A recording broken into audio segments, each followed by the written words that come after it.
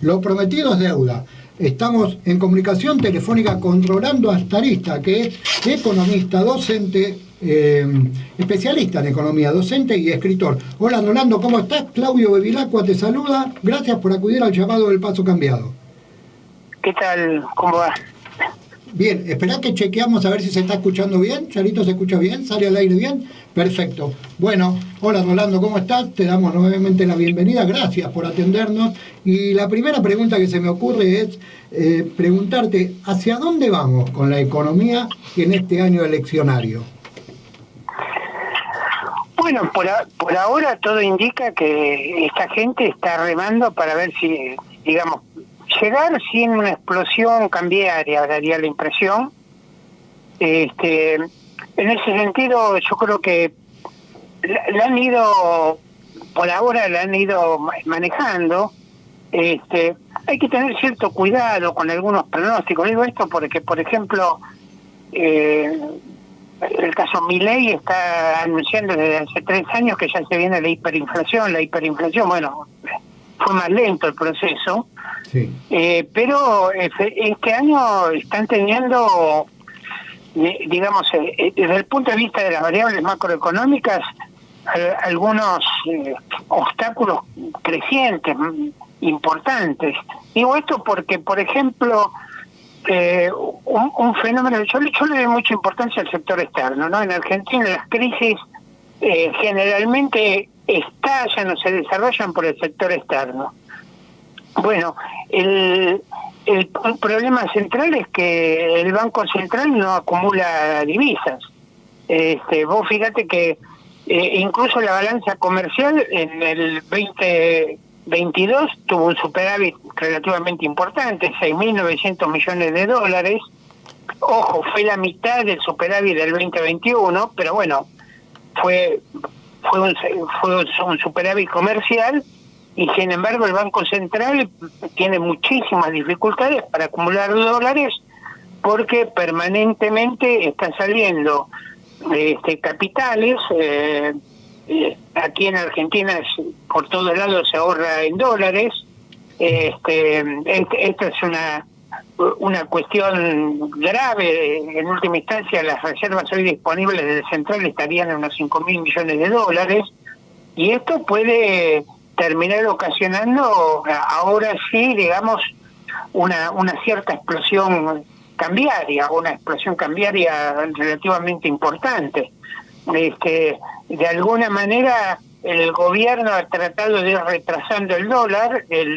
Si uno mira el tipo de cambio multilateral del Banco Central está relativamente bajo con respecto a épocas anteriores. Para poner un ejemplo, los años 2000, la primera presidencia de los Kirchner. Y por otro lado está creciendo muchísimo la deuda. Hay que pensar que, por ejemplo, la deuda en pesos que vence de febrero a diciembre equivale en dólares a unos 68.000 millones de dólares. Y todo esto se está refinanciando con tasas crecientes. Bueno, entonces hay luces, diríamos, rojas importantes por estos dos lugares. Y por otro lado se sigue operando un ajuste en términos de salario y pensiones que es realmente muy fuerte, muy grave, ¿no? Claro. El salario medido en dólares en promedio está a la mitad de lo que estaba en el 2017. Sí, totalmente. Y no veo viso de que esto mejore de alguna manera. Sí, la intención de mejorar tiene que ver con una intención económica que puede ser factible o es algo imposible, digamos. Cuando uno piensa en esto, ¿no? En el salario real. ¿El salario real puede mejorar si el gobierno tomara algunas medidas diferentes o es algo que no puede mejorar? No, el salario real podría mejorar. En el sistema capitalista la mejora del salario real está siempre sujeta a que, digamos, progrese la acumulación capitalista, es decir, se reinvierta la ganancia o la plusvalía, digamos las rentas de la tierra, los intereses, etcétera, en inversión productiva. Entonces, si ocurre eso, si empieza a ocurrir eso, empieza a haber desarrollo tecnológico, empieza a haber contratación de mano de obra, preparación de mano de obra de mayor que genera mayor valor agregado, etcétera. Ahora, eso es lo que no ocurre en Argentina, y esto no ocurre desde hace años. Yo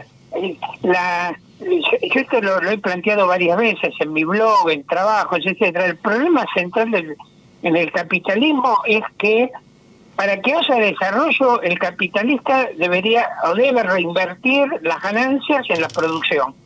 Y aquí gran parte de la plusvalía se va al exterior, digamos, o se dedica a rentas suntuarias, o se dedica a meterse en el capital, en el sistema financiero, y siempre, en última instancia, con la perspectiva de dolarizarse. Claro, entonces, para poner un ejemplo típico, los depositantes en plazos fijos, ponen sus depósitos en los bancos, sí, pero los bancos ese dinero no lo usan mayormente para dar préstamos productivos, sino se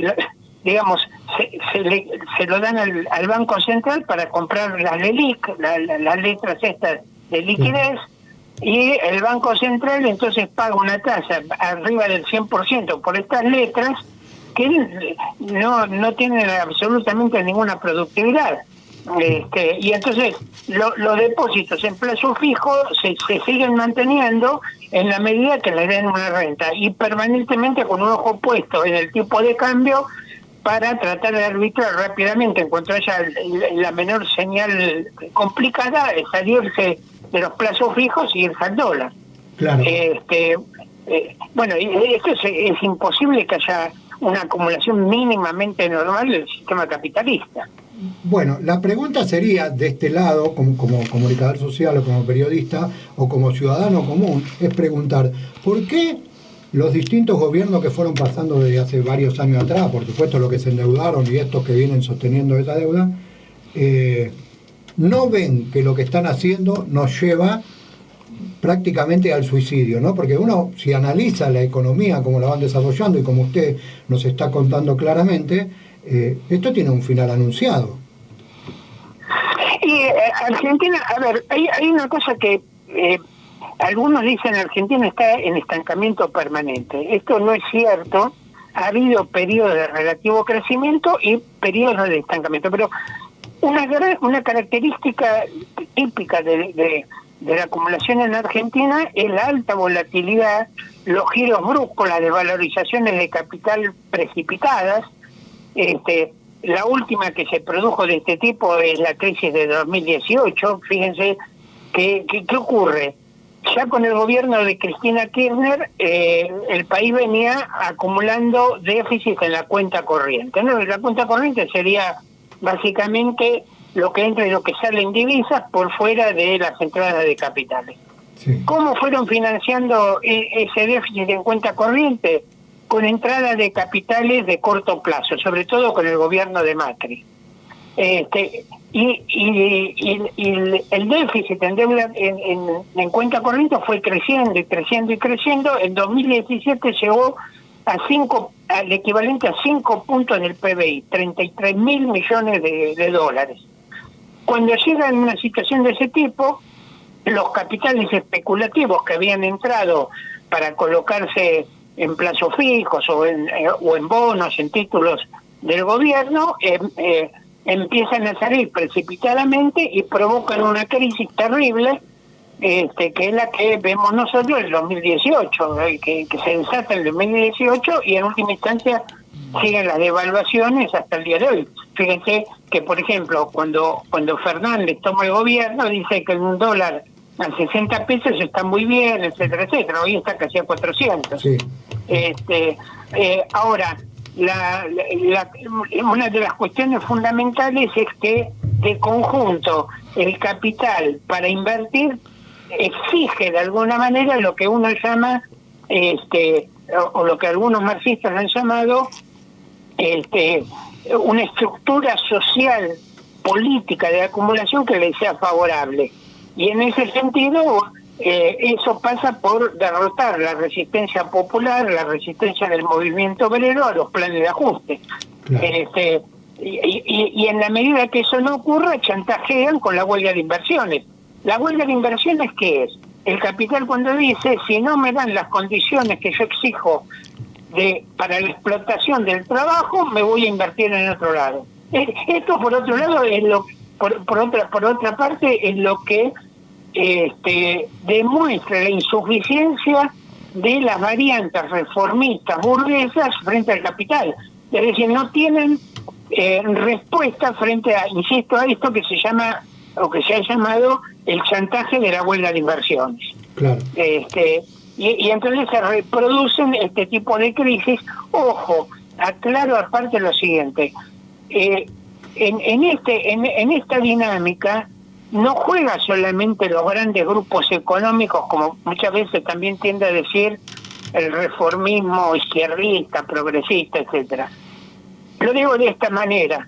A ver, aquí hay también una clase media que explota el trabajo obrero, al trabajo asalariado, y se beneficia de esa explotación. Claro. Lo pongo de esta manera. El 35-40% de la mano de obra está precarizada, en la informalidad, y entonces uno tiene que ahí hay altísimas cuotas de explotación. Para bajar una tierra, con un ejemplo aquí que tengo de mi barrio y de tantos lados, por ejemplo, vamos a poner una parrilla que se llena de gente los fines de semana, eso es lo que dice Alberto Fernández, ¿bien? Se llena de gente, pero tiene a todos sus empleados en negro, con salarios miserables,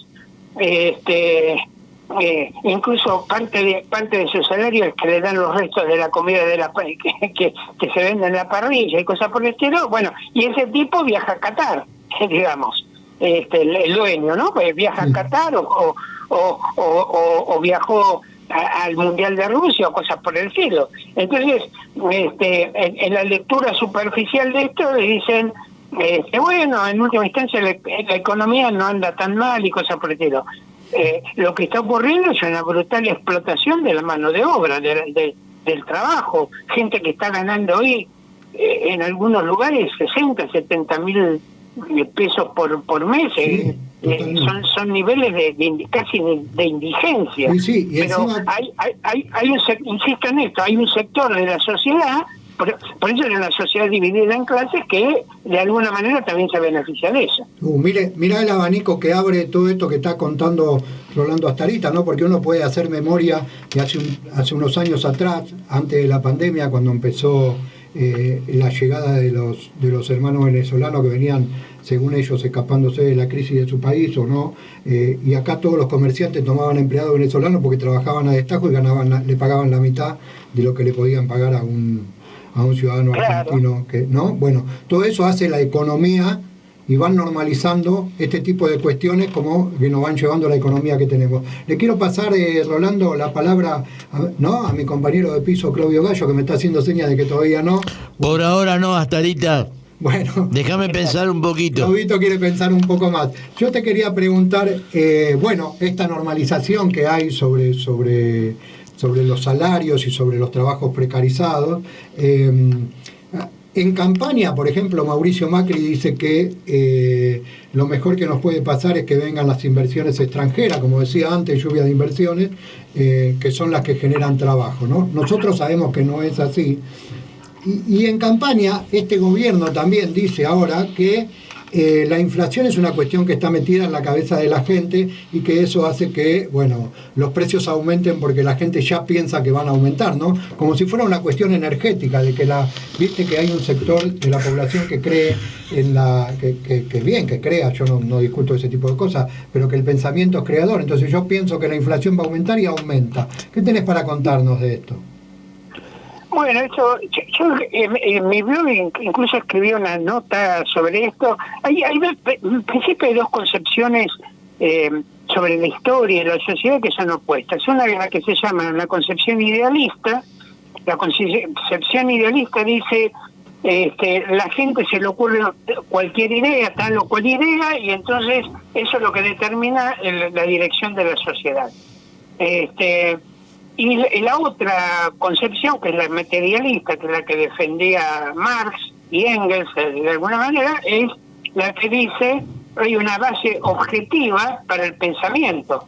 Es decir, aquí cuando la gente dice, o la opinión pública dice, va a seguir la inflación, no es una idea que se le ocurre espontáneamente sacarla de la cabeza sin apoyo empírico, sino que hay datos objetivos que están diciendo que la inflación es un fenómeno social objetivo. Ven que está subiendo la nafta, ven que está subiendo el dólar, ven que se están subiendo las tarifas y sacan la conclusión: en la medida que no se cambian las políticas económicas va a seguir la inflación. Entonces es un conocimiento verdadero, no es una creencia inventada de la nada o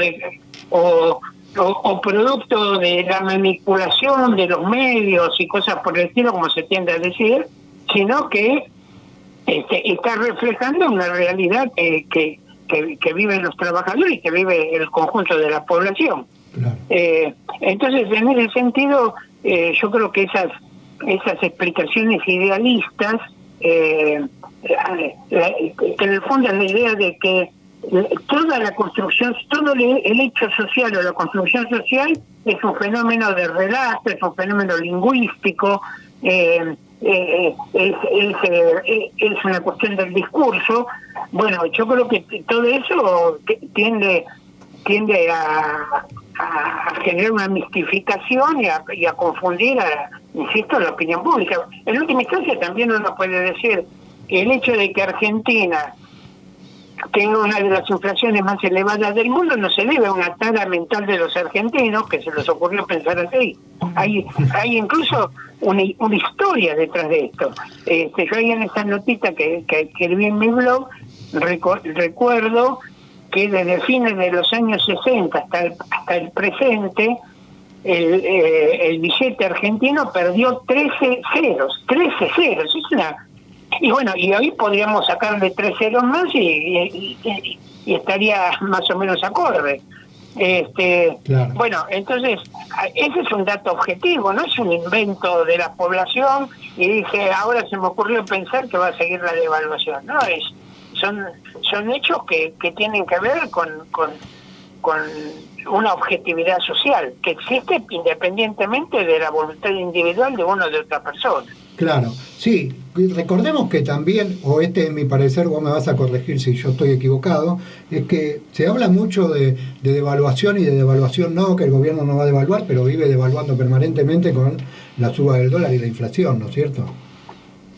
Claro, sí, pero incluso ¿qué ha tratado de hacer el gobierno? Ha tratado de retrasar esa devaluación. Por ejemplo, si en un mes los precios subían el 6%, vamos a decir, devaluaban el 4%.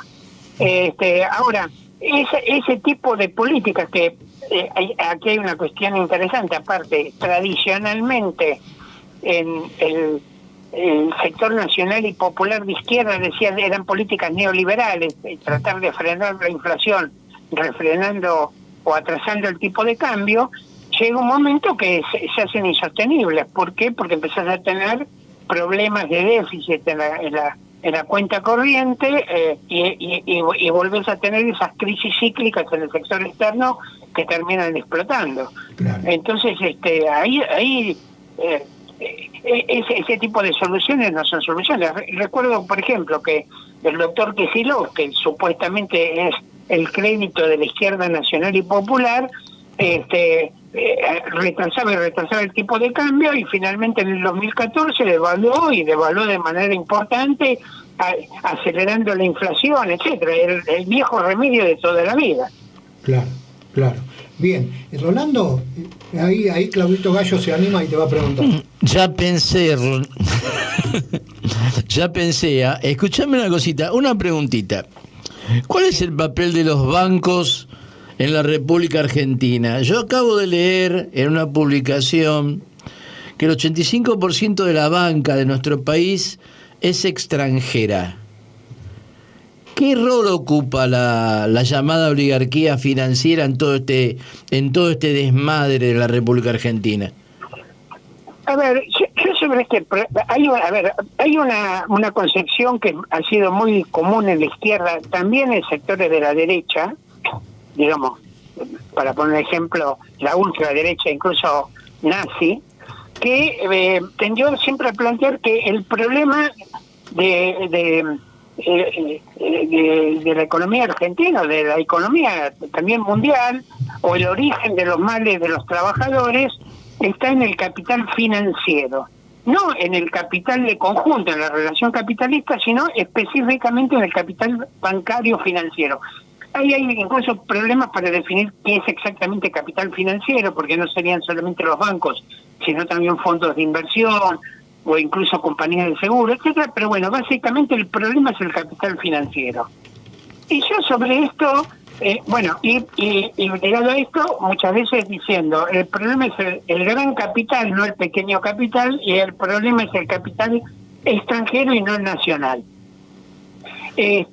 Yo mi concepción en esto es que básicamente el llamado financiero, o el capital industrial, el capital agrario o comercial son distintas formas del capital que alternan unas con otras. Por ejemplo, si una empresa industrial decide no invertir o no reinvertir las plusvalías, las coloca en el capital en el sector financiero, e inversamente en el sector financiero, por ejemplo, los fondos de inversión invierten en acciones o en empresas en las cuales en algunas también se sientan en los directorios e imponen desde el capital financiero políticas de austeridad sobre las empresas industriales, y a su vez las empresas industriales trasvasan capitales al capital financiero.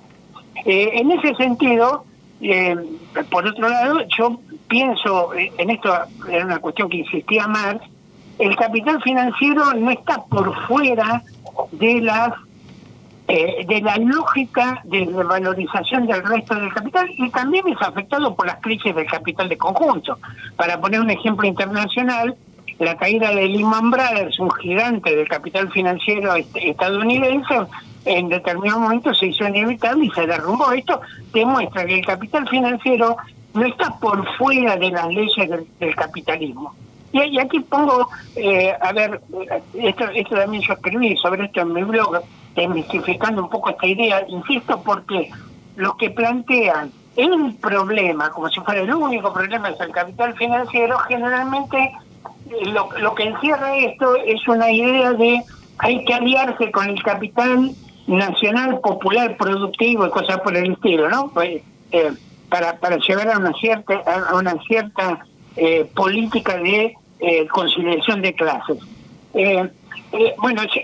Sobre esto es una tesis que se ha repetido mucho, que dice que en Argentina el capital financiero ha hecho siempre enormes ganancias y cosas por el estilo. Bueno, es mucho más relativo eso.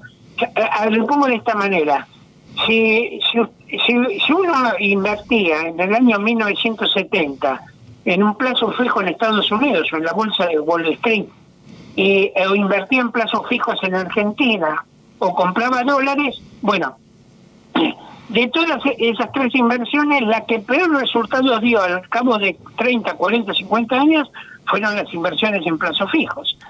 De hecho, ha habido fondos grandes que han tenido enormes pérdidas. En Argentina mismo, digamos, la salida esta precipitada del 2018, muchos de estos fondos le hicieron con grandes pérdidas.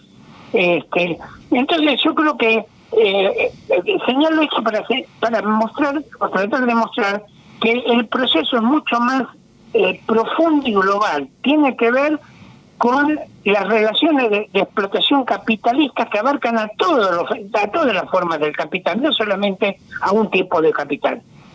Bien. Ahora, cuando vos te encontrás, por ejemplo, con que la deuda externa global, o sea, la deuda externa de todo el mundo, es de 236 billones de dólares, y que es un 250% más de todo el PBI mundial, ¿eso no te lleva a otra conclusión o es más de lo mismo? No, a ver, básicamente, insisto, es más de lo mismo, en el siguiente sentido. Esa deuda tiene acreedores. Gran parte de los acreedores son, por ejemplo, China, Taiwán, Japón, ¿bien? Sí. Fondos de inversión, etcétera. Entonces, gran parte de esos acreedores siguen, digamos, absorbiendo plusvalía de los sectores trabajadores. Entonces, no existe, porque alguien dice, o lo he leído muchas veces, dice, la economía mundial funciona porque es una economía casino donde permanentemente se está generando plusvalías en base a la compra y venta de activos financieros. Esta es una tesis que se llama la tesis de la financiarización, que la han planteado, bueno, un francés llamado Chesney, y mucha otra gente sigue con esa tesis. En realidad, el crecimiento del sector financiero que recibe intereses, eso está basado en la explotación del trabajo productivo. Si no hay trabajo productivo, no hay generación de valor. No se puede generar nuevo valor o plusvalías si solamente se compra y vende papeluchos en los mercados, como decía Marx. Marx un poco se reía de esa idea, porque es una idea muy vieja. No viene solamente de los últimos 20 o 30 años. Esta es una idea que ya estaba en el siglo XIX. Pero no será... El problema era, insisto, el capital de préstamo, que ponía dinero al préstamo y de esa manera introducía una lógica especulativa, etcétera. No, en gran medida, para bajarlo más a tierra, en gran medida los que llaman los capitales financieros, que están compuestos mayoritariamente por los fondos de inversión, estos con BlackRock, etcétera, estos fondos de inversión, ¿a dónde invierten? En empresas productivas. Esas empresas productivas tienen ganancias que les reparten en la forma de dividendos de accionarios y se traducen en valorizaciones de las acciones. Tienen ganancias, y esas ganancias provienen del trabajo productivo obrero, viene de ahí, no surge de la nada. A ver, fíjense por ejemplo en lo siguiente. Los bancos, las acciones de los bancos argentinos, Galicia, Francés, todas estas se derrumbaron, han estado a precio de remate estos bancos. Sobre todo se derrumbaron en el 2018. ¿Por qué se derrumbaron? Porque hubo una crisis terrible de la acumulación en Argentina, una crisis terrible con caída de la producción y caída de la inversión. Entonces, si el banco ha realizado préstamos y no los recupera, el banco termina desvalorizándose o termina en quiebra o reduciendo muchísimo su capital, como le ha pasado, insisto, a gigantes del capital internacional, como fue el Deutsche Bank, o como fue Lehman Brothers, o como han sido otros. Entonces, por lo menos, bueno, en mi opinión, sé que es una posición minoritaria en la izquierda y muy polémica, pero lo que yo tiendo a plantear o trato de resaltar es que el tema central del capitalismo está en la explotación del trabajo y en la inversión o acumulación de capital con vistas a la explotación del trabajo. Mira, yo el economista sos vos, yo jamás pretendería polemizar con vos porque mis conocimientos de economía son absolutamente minúsculos. Ahora, ¿no será posible que una parte de todo ese capital que anda dando vuelta por el mundo en base a préstamos de los fondos de inversión, del FMI, etcétera, no tenga una apoyatura en la plusvalía? Es decir, que haya un sector del capital que no se apoye en nada, que no esté garantizado de alguna manera por el trabajo humano. No existe. A ver, primero yo no me pongo en la posición de ser un gran economista, nada por el estilo, todo el mundo tiene derecho a opinar lo que se le ocurre, etcétera, y que insisto, mi posición es muy marginal en el marxismo. Casi todo el mundo en el marxismo, casi todos los economistas marxistas opinan lo que vos decís, digamos, comparten con vos lo que vos decís. Yo soy absoluta minoría en esto. No, yo pienso que no. Por ejemplo, a ver, te lo digo de una manera práctica.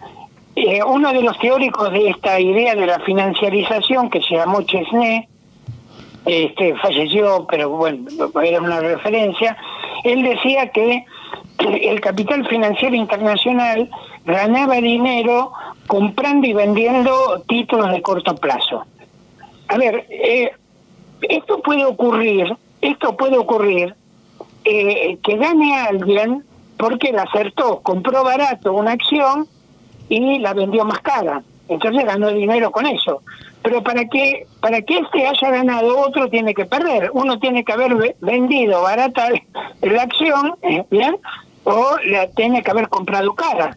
Esto es una cuestión que explica Marx cuando dice la plusvalía no puede surgir de comprar barato y vender caro, porque si todo el mundo quiere hacer eso, nadie puede hacerlo, nadie puede ganar. Es una explicación, claro, es una explicación que parece fácil. Mira que estos tipos que vivos compran barato y venden caro y ganan dinero así. Pero aquí viene una cuestión que yo le doy mucha importancia, que es lo que llaman la teoría del valor. La teoría del valor, que le hicieron economistas clásicos como Ricardo y después desarrolla Marx. ¿Qué dice la teoría del valor?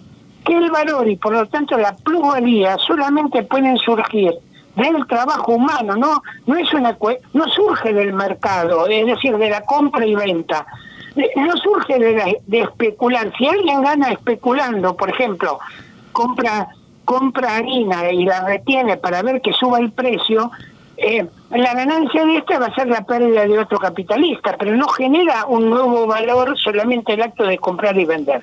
Esto por eso algunas de estas discusiones o algunos otros debates te llevan a el fondo del problema teórico, diríamos, que se llama la teoría del valor. ¿Dónde surge el valor?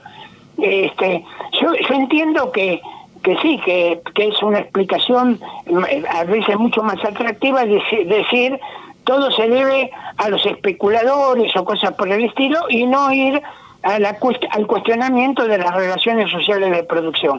Por ejemplo, te lo pongo de otra manera, dirigentes de izquierda que dicen la inflación se debe a la ambición de los capitalistas que quieren ganar más plata, etcétera, etcétera. Bueno, ese tipo de explicaciones subjetivistas en realidad tienen un gran parentesco en última instancia con lo que dijo Fernández, pero no tienen base en de dónde está surgiendo el valor agregado. El valor agregado solamente puede surgir del trabajo que de algún lado se está realizando. Claro, es invisibilizar, en gran medida esto se va a invisibilizar la relación fundamental, la relación de producción fundamental de la sociedad capitalista, que es la relación entre el capital y el trabajo. Claro.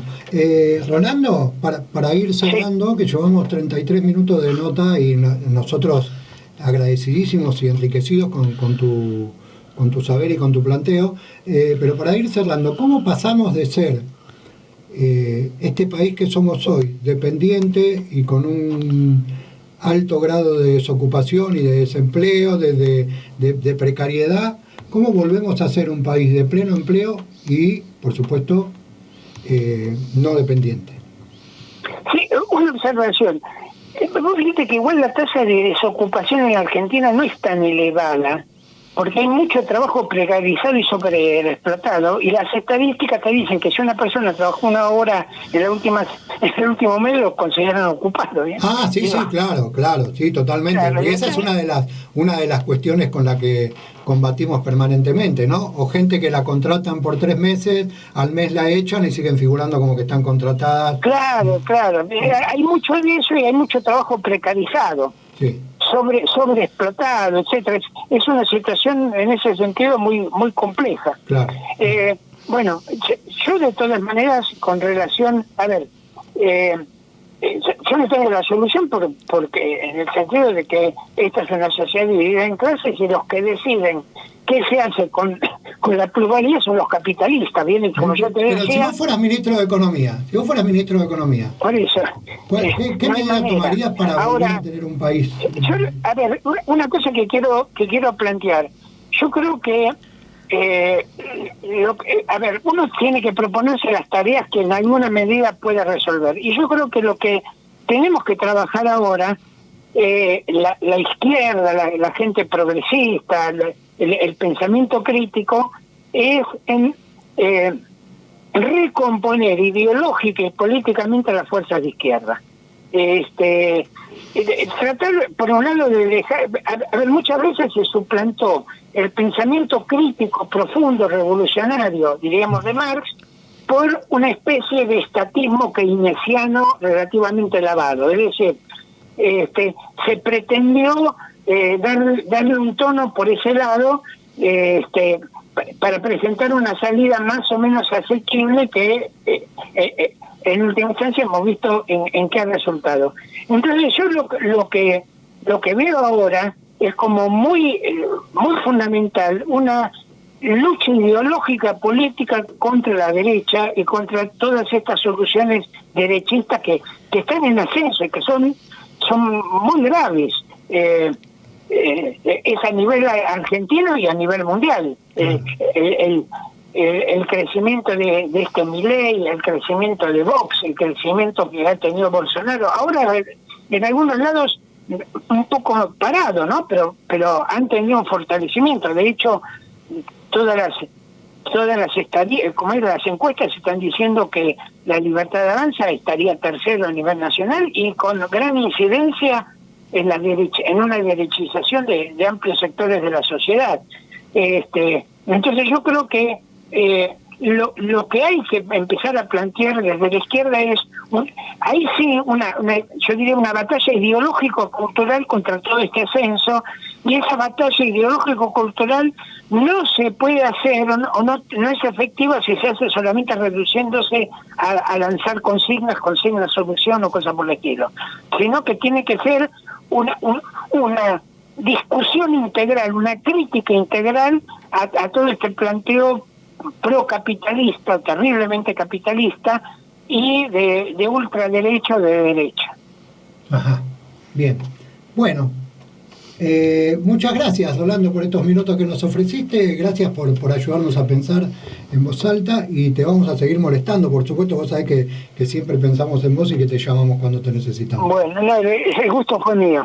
Bueno, muchas gracias, Iván. Hasta la próxima. Estuvimos hablando con Rolando Astarita, que es especialista en economía, docente y escritor. Bueno, da tela para cortar, ¿no? Da tela para cortar lo que dice Rolando, ¿no? Y lo que plantea Rolando. Lo cierto es que la realidad nos muestra que una economía repetitiva como la nuestra, de distintos sectores o de distintos años, nos lleva al resultado final del país que tenemos, y es necesario modificar y cambiar.